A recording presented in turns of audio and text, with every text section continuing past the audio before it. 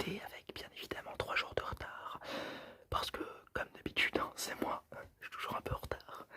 C'est le Grand Prix de Grande-Bretagne de cette saison 2020. Le 4e Grand Prix de la saison.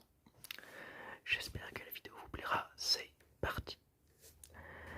Avant de commencer le Grand Prix, on va parler d'un événement très important. Sergio Pérez qui a été détecté positif au Covid-19.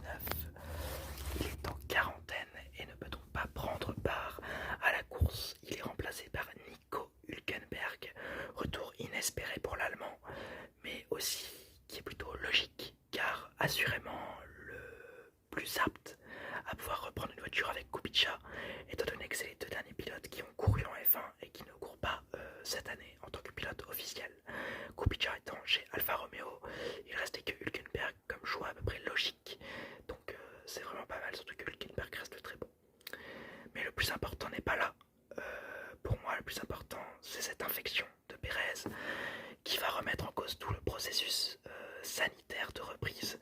Même si Checo, il est parti au Mexique pour voir sa mère qui était victime d'un accident. Il a dit avoir respecté toutes les conditions et il revient et il est quand même atteint du Covid. C'est très dommage, surtout pour lui. On espère qu'il ira beaucoup mieux. Et on espère aussi que la F1 ne sera pas infectée, ne sera pas impactée par cette infection d'un de ses pilotes. À part cela, nous allons pouvoir commencer le Grand Prix. Nous allons pouvoir attendre que les voitures roulent. C'est parti. En FP1, Hülkenberg revient. Il est déjà très performant. 4 dixièmes plus lent que Stroll, ce qui est assez gros. Mais pour un pilote qui n'a pas fait les 3 premières courses, qui ne connaît pas cette voiture, c'est vraiment pas mal. Il fait très chaud à Silverstone.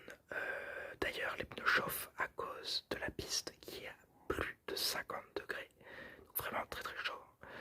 Cela fait spin Raikkonen et Giovinazzi, les 2 Alfa Romeo. L'Italien perd des morceaux de gomme à cause de son spin, ce qui montre une forte dégradation et une forte usure des pneus sur cette piste de Silverstone, ce qui est plutôt habituel. Hein. On se rappelle en 2013, les pneus avaient explosé. C'était pas les mêmes tenues de pneus, mais ça reste quand même révélateur du fait que le circuit de Silverstone, c'est vraiment le circuit avec celui qui demande le plus aux pneus, en tout cas. Ces bouts de gomme d'ailleurs provoquent un drapeau rouge. Hamilton, qui est toujours à l'aise sur ce circuit, fait le 2e meilleur temps, mais se plaint des pneus soft qu'il juge trop faibles et trop facilement usables. Vettel ne participe pas à cette session à cause d'un possible problème sur sa voiture. Les Ferrari se sont un peu résignés à devoir jouer le milieu de tableau. Même leur directeur et même leur président ont avoué que les podiums et les victoires, ce serait pas facile pour cette année et que pour des victoires à la régulière, il faudrait attendre 2022. Vous imaginez ça? C'est quand même un énorme aveu de faiblesse de Ferrari. Et moi, en tant que fan de Ferrari, ça me désole beaucoup. Verstappen est la voiture la plus rapide. Sa Red Bull est très performante et les problèmes qu'il avait rencontrés en Hongrie semblent avoir été réglés. En FP2, Albon se crache en début de session et déclenche un drapeau rouge.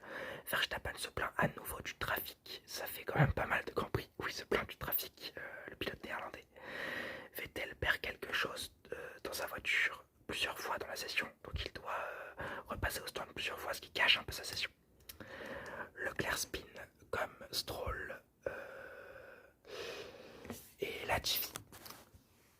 Stroll d'ailleurs qui fait le meilleur temps avec sa Racing Point, qui est extrêmement performante, malgré les nouvelles réclamations des Renault, qui ont encore réclamé à la FIA de faire une enquête, cette fois-ci sur les écopes de frein, toujours, parce que si ces écopes de frein sont déclarées illégales, ils pourront demander à la FIA de regarder toutes les pièces de la Racing Point pour être sûr que rien n'est illégal.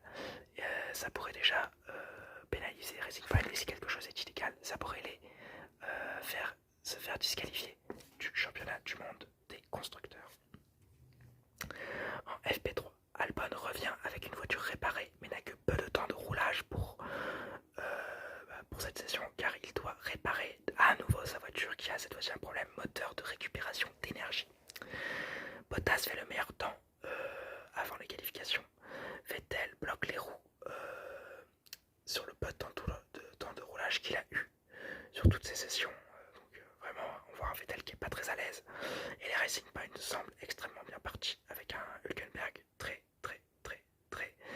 surprenant d'aisance, parce qu'il est vraiment très bon, un 7ème meilleur temps. Les qualifications. En Q1, le hand spinner canadien Latifi spin en fin de qualification et sort en Q1, donc vraiment il ne fait que spin en ce moment. Latifi, je sais pas ce qu'il a sur toutes les courses, vraiment c'est pas les circuits qui le dérangent, c'est vraiment lui qui spin beaucoup trop. Les Alfa Romeo et les As, très peu performantes en qualification, sortent elles aussi. Russell montre son talent et participe à sa 3ème Q2 de suite. La Q2, Hamilton spin au premier passage, peut-être un peu de pression. Et bien visiblement pas, puisqu'il passe en Q3 sans encombre. Russell, Kvyat et Hülkenberg sortent en Q3. L'Allemand, qui est plutôt bon depuis son retour, sort, c'est compréhensible, même si j'aurais préféré qu'il aille peut-être en Q3. Albon est très décevant et est éliminé à son tour derrière Gasly, qui sort avec le même temps que Stroll, mais le Canadien est en Q3 ayant fait le temps avant le Français. C'est la règle en F1. Décevant pour le Français, mais en même temps un peu satisfaisant parce qu'il est devant Albon alors qu'il a une voiture moins performante. Donc vraiment le Français est à fond ou le Thaïlandais est très mauvais. C'est à vous de voir. Moi j'ai ma petite idée. En Q3, Hamilton prend la pole provisoire et améliore à son second passage, décrochant une nouvelle pole sur ce circuit de Silverstone qu'il apprécie tant. Je vais vous donner la grille de départ. C'est parti. Hamilton premier, 2ème Bottas, 3ème Verstappen, 4ème Leclerc, 5ème Norris, 6ème Stroll, 7ème Sainz, 8ème Ricciardo, 9ème Ocon, 10ème Vettel, 11ème Gasly, 12ème Albon, 13ème Hülkenberg, 14ème Magnussen, 15ème Giovinazzi, 16ème Raikkonen, 17ème Grosjean, 18ème Latifi, 19ème Kvyat qui part avec 5 places de pénalité sur la grille pour un changement de boîte de vitesse, et 20ème Russell qui prend 5 places de pénalité sur la grille car il n'a pas respecté les doubles drapeaux jaunes pendant les qualifications. C'est parti. La course, avant la course, Hülkenberg ne prendra pas le départ de cette course à cause d'un problème moteur, c'est très triste pour le pilote Racing Point. On en parlera dans les enseignements. Très bon départ de Hamilton avec une belle bataille derrière lui entre Leclerc, Verstappen, Norris, Stroll et Sainz, qui tourne à l'avantage de Verstappen, suivi de Leclerc et de Norris. Donc la hiérarchie de course est respectée en fait. La grille de départ reste la même, mais avec des petites passes d'armes, c'est très joli. Tour 2, Albon percute le pneu arrière droit de Magnussen et le met hors course, provoquant une safety car. On voit un Thaïlandais très mauvais ce week-end. Il est d'ailleurs pénalisé de 5 secondes pour cet accrochage. Tour 13, le pneu arrière gauche de Kvyat explose, ce qui le fait partir dans le mur, provoquant un glaçant accident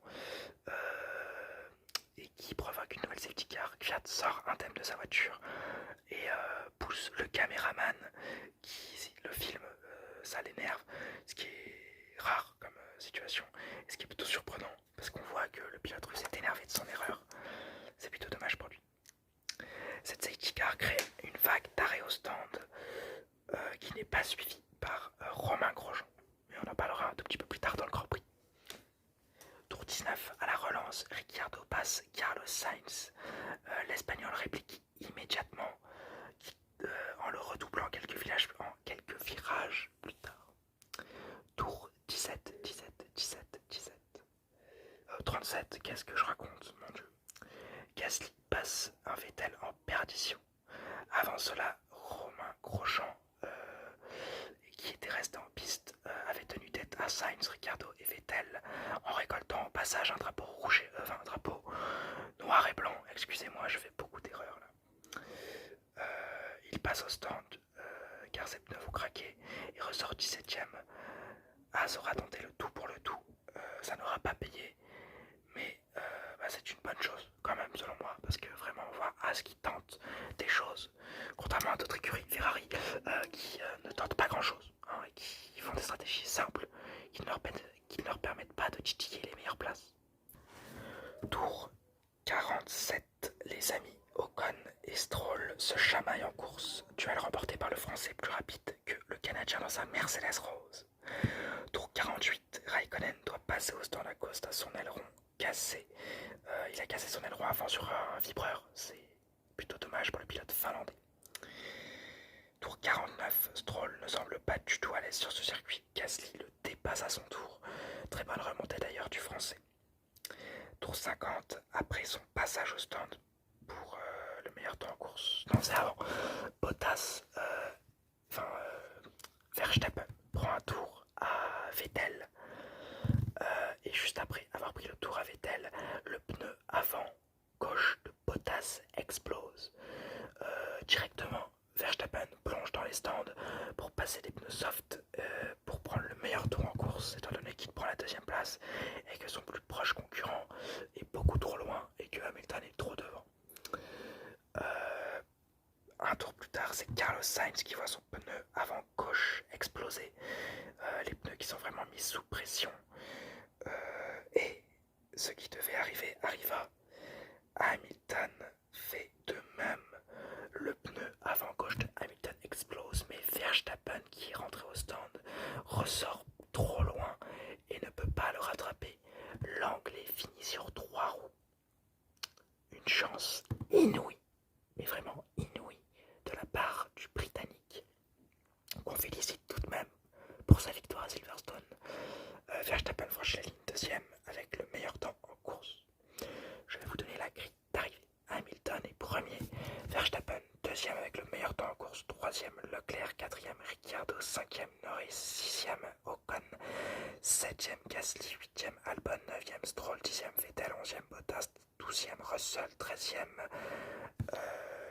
Sainz, 14e Giovinazzi, 15e Latifi, 16e Grosjean, 17e Raikkonen, 18e Fiat, DNF à cause d'un accident, 19e Magnussen, DNF à cause d'un accident et 20e Hülkenberg, DNF, il n'a pas pris part à la course. Je vais vous donner les enseignements de ce Grand Prix qui aura été plutôt ennuyeux, enfin ennuyant sur le début de la course. Et quel finish, vraiment, aux dépens de beaucoup de pilotes, mais quel finish, vraiment, waouh, avec de l'action, des dépassements, du drama, Hamilton qui au final finit et gagne, bravo à lui, encore une fois. Les mécanos et les stratégistes de Red Bull ont peut-être fait une erreur, mais en même temps ils ne pouvaient pas prévenir l'avenir. C'est dommage pour eux parce qu'ils ratent leur première victoire et la première victoire d'une écurie qui n'est pas Mercedes cette année. Mais bon, c'est la F1, il faut faire avec. Décevant pour Hülkenberg, un bon week-end de course, mais voilà, il lui manque juste de la course. Et comme Checo ne va pas revenir de sitôt à mon avis, il n'aura pas beaucoup de temps de roulage, il n'aura pas de conditions de course, donc il va être désavantagé selon moi pour le prochain Grand Prix qui se déroulera encore en Angleterre, ce sera le Grand Prix des 70 ans. Raikkonen, Vettel et Albon sont mauvais. Raikkonen, pas dans le rythme, ça fait 2 Grands Prix qu'il n'est pas dans le rythme. Il a une Alfa Romeo mauvaise, certes, mais il est pas bon en ce moment. Je sais pas ce qu'il a, ça m'inquiète vraiment pour le Kimi. J'espère qu'il prendra pas sa retraite en fin de saison, mais vu ses résultats, ça semble inéluctable. Vettel, qualifié 10e en Q3 en sous-performance et grille d'arrivée 10e grâce aux abandons de Bottas, à la crevaison de Bottas de Sainz. Sinon il serait 12e, donc vraiment inquiétant pour le pilote Ferrari. Et Albon, malgré sa 8e place, Albon a été sous-performant pendant tout le week-end. Ça fait 2 week-ends de suite. J'avais placé de grands espoirs en lui en début de saison. Et il est en train de défaire mes espoirs. Et enfin, pauvre Bottas et Sainz qui faisaient une très bonne course. Bottas qui pouvait rester à la hauteur de Hamilton malgré le fait que le Britannique s'envole légèrement. Eh bien non, encore la malchance qui accable le Finlandais, tout comme Sainz qui a été très bon pendant tout le week-end et qui, de la malchance. C'est très dommage. Et on espère qu'ils pourront prendre leur revanche la semaine prochaine. Et bien voilà, c'est la fin de cette vidéo qui aura été un peu désordonnée.